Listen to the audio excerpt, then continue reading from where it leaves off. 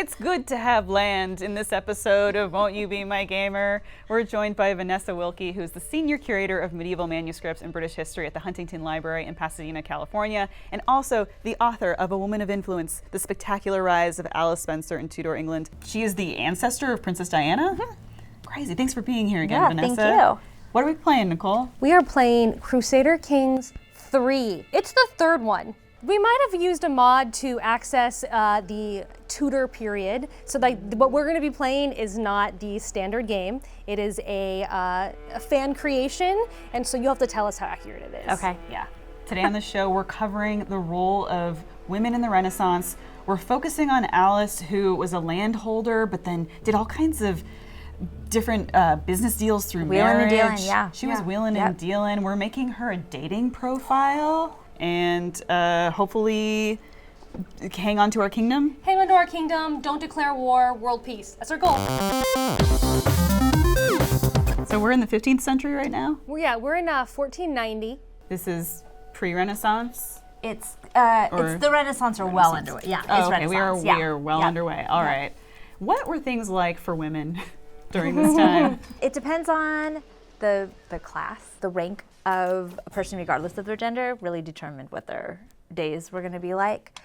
But overall, like women in like aristocratic circles had a lot of political power, had a lot of influence. Tenant farmers or things like that, you know, they would work land, they would raise their families, they would spend a lot of time in childbirth. So it's, you know, a pretty diverse existence for women. So women could hold property. They had certain standing. If they were widows, they could hold property in their own right, or if they were adult single women, they could hold property. So once you were married, you couldn't own property outright. But then in England, there was legal structures called jointures that would allow husbands to put land in a trust for women to manage on their own. So if you owned property and then you got married, that would default transfer to your husband? Your husband So why get married? Yeah, it's a good question. Those alliances were really important. Yeah. And, you know, having children outside of wedlock was a really big deal. So it was a way to kind of start to build your dynasty, was to get married. You'd have political alliances and then familial alliances. We get little prompts from here. I have like vassals, and I have a council, and I have a military. Like, it just seems like too much for one person. Well, this is what Henry VII was, you know, kind of known for. England before was a bunch of like tiny little areas that were kind of self-governing loosely. He was a great centralizer of the government. So he was bringing all of these places together under one rule. Did he want oversight? Is that why he was doing it? Massive oversight. Are there new things that we are learning about the role and life of Renaissance women through unearthed documents? Yeah, I think that we are really starting to recognize that women, their power and agency was complex, and it didn't look exactly like men's power, but they did have agency, legal agency, certainly personal and political agency. In the 16th and 17th century, they were really important patrons of like local schools, local churches. They were really important patrons of the arts. A lot of like the material and artistic world that we know as part of the Renaissance, women were behind that. So someone like Alice Spencer, who you literally wrote the book on, she grew this dynasty but came from a pretty humble place. Yes, her family started off, they were really sheep farmers, but they were really wealthy sheep farmers. They made a lot of capital wealth, a lot of money by selling wool and mutton. So they were merchants, and it was the kind of money that people were like suspicious of, like new money. I'm not doing good. Typhus? Yeah, plague is coming at me fast. They look real sick. They do. They do look real sick. Luckily for him, he has heirs. And so, the line of succession is secure. So was Alice in the line of succession then for her family's sheep farming and business? Yeah, Alice's job was to get married to a powerful husband to kind of amass and validate her family's standing. And then her family was so effective at marrying her off in the first marriage. She married an earl who was actually a descendant of Henry VII. Oh, they're all connected. They're all connected. The family tree does not have a lot of forks and branches in this moment. But that was like really truly her career was to be a wife and to be a mother and to be a local patroness and learn how to be a countess. So she couldn't just inherit this sheep farm and then run it? No, her brother had to do that. Oh, okay. Yeah. But it made the family more powerful because as her brother and nephews were controlling the sheep farm and growing that, the daughters were all making these really strong political alliances to help the family. Was this something that happened to other women as well? Like, why do we kind of zero in on Alice Spencer? Why does she have so much notoriety? She is extremely well documented. It's not necessarily what she did or how she did it, it's just that the record survives for her where it doesn't for a lot of other women. Can you take that then and apply it to other women's experiences then in broader ways? Yep. So she was married twice, and her first marriage operated really differently than her second marriage did. Because when she got remarried, she had won this massive inheritance lawsuit against her brother-in-law, and so she had all the land and she had all the kind of the wealth. Okay, tell us about this lawsuit. When her husband died very suddenly and somewhat mysteriously, her brother-in-law kind of claimed that all the land and all the power should pass to him, but her husband had actually written a will that passed most of it to her. Nice. She waged law against him for 13 years, and finally it was a private act of parliament that settled the lawsuit, and the majority of it went in her favor. Wow. So she emerged from that, this really powerful landed woman. So then when she chose her second husband, he didn't have as much. He was politically influential, but he didn't have as much kind of wealth as she did. The second husband that she chose was the most powerful lawyer in England. And then she married her daughter to his son. So like step siblings got married. They're not Yeah. blood relatives, Nicole. Okay, chill out. I'm with you though. It is It is weird. And it was kind of weird. People had done that before, but it was not the most common thing to do.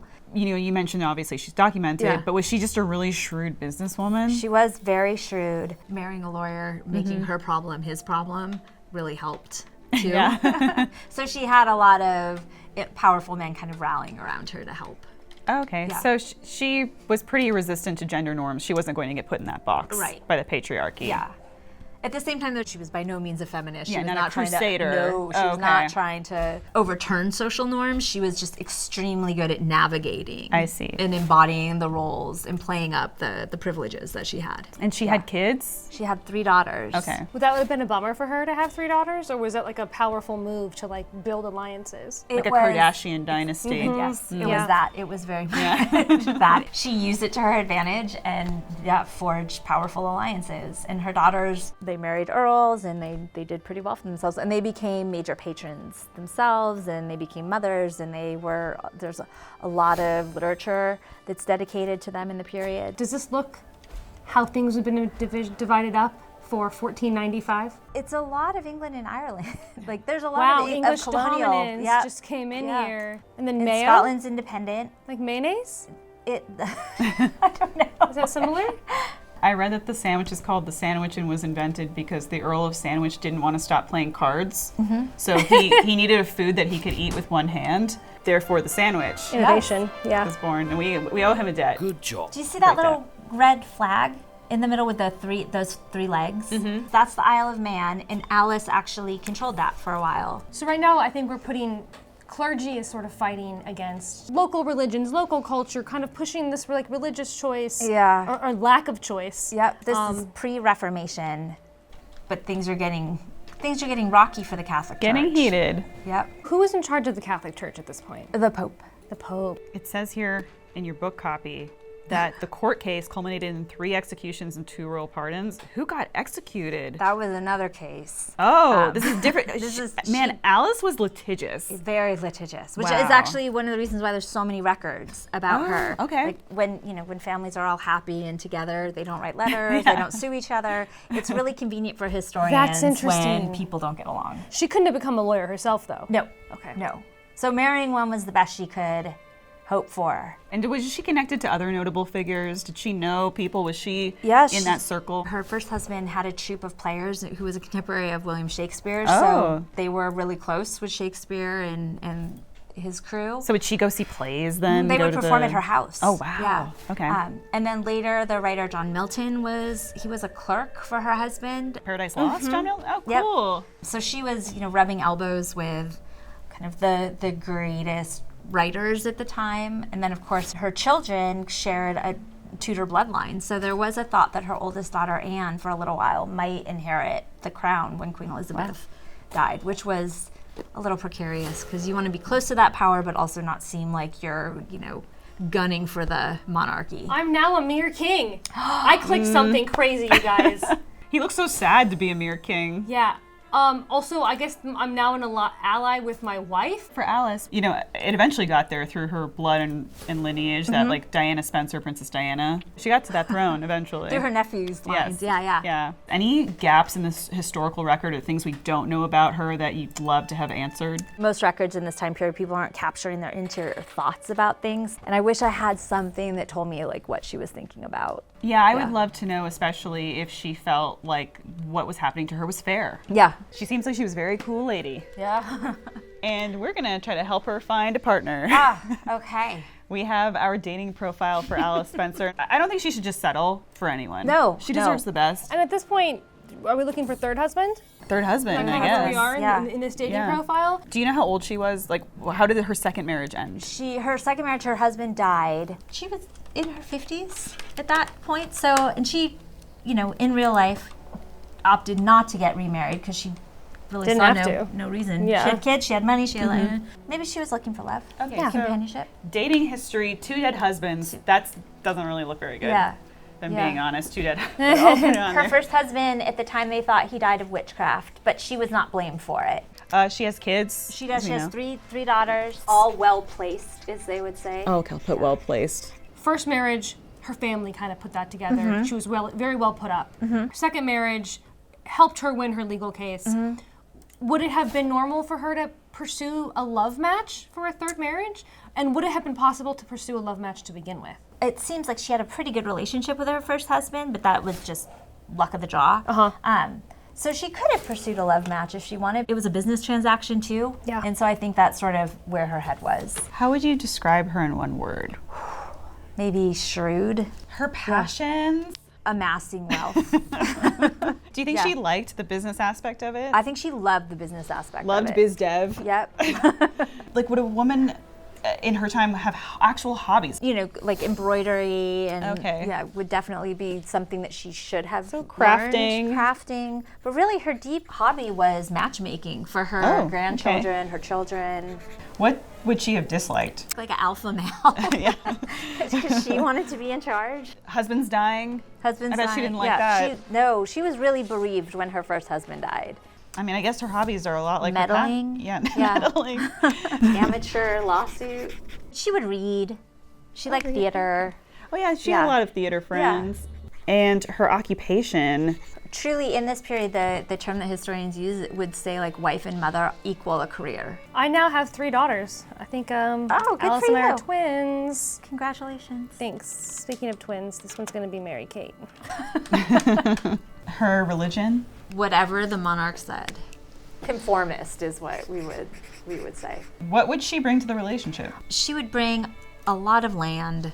She would bring a lot of great connections. It's good to have land. It is really good to have land.